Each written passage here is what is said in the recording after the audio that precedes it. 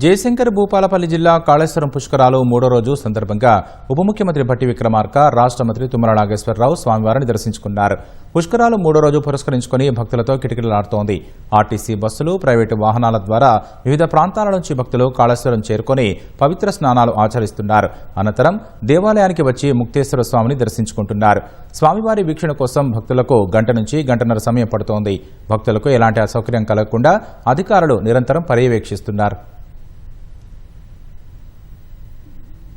తెలంగాణ రాష్ట్రం సుభిక్షంగా ఉండాలని, పాడి పంటలతో వర్తిల్లాలని ఈ పుష్కరాల సందర్భంగా ఆ స్వామిని వేడుకుంటూ తెలుగు ప్రజలందరూ కూడా ఆనందోత్సాహాలతోటి ఈ సరస్వతి పుష్కరాలని ఆస్వాదించాల్సిందిగా కోరుతూ రాష్ట్ర ప్రభుత్వం రేవంత్ రెడ్డి గారి ఆధ్వర్యంలో జరుగుతున్నటువంటి మొదటి పుష్కరాలు, రేపు రాబోయే గోదావరి పుష్కరాలను కూడా పెద్ద ఎత్తున తెలంగాణ రాష్ట్రంలో నిర్వహించడానికి ముఖ్యమంత్రి గారు ఇప్పటికే ఆదేశాలు ఇచ్చున్నారు. ఆలస్యం లేకుండా పనులన్నీ త్వరితగతిగా ముందుగా పూర్తి చేసుకుని గోదావరి పుష్కరాలని విజయవంతంగా నడపాలని చెప్పి రాష్ట్ర ప్రభుత్వం ముఖ్యమంత్రి గారి ఆదేశాలను అనుసరించి రేపు రాబోయే గోదావరి పుష్కరాలను కూడా సరస్వతి పుష్కరాల మాదిరిగా ఈ జిల్లా యంత్రాంగంతో పాటు మంత్రి గారు, శాసనసభ్యులందరూ కలిసికట్టుగా ఇంత విజయవంతంగా నడుపుతున్నటువంటి సరస్వతి పుష్కరాలకి ఆ స్వామి దయా కరుణ వారి మీద ఉండాలని భగవంతుని కోరుకుంటూ ఇది మాది 11వ పుష్కరం. ఈ సంవత్సరం తెలంగాణ గవర్నమెంట్ చాలా నీట్గా,